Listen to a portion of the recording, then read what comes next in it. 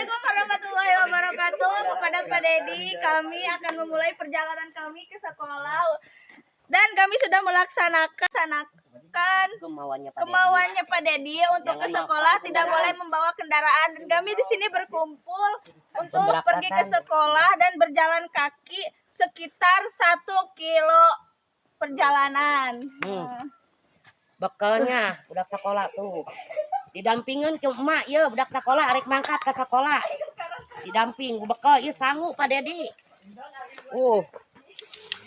Ya bawa petok ya ulah eta ulah disangka arek ngarampok ya perjalanan ya di demi keselamatan di perjalanan menyorang hutan.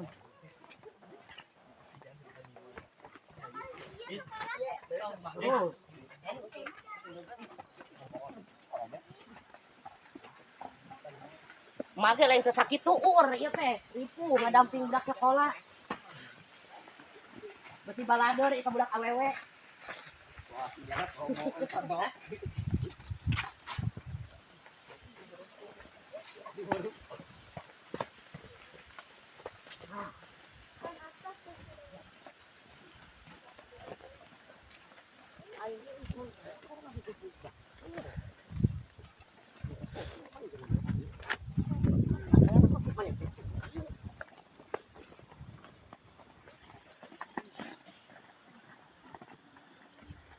Perjalanan anak hutan we ieu mah leuweungan.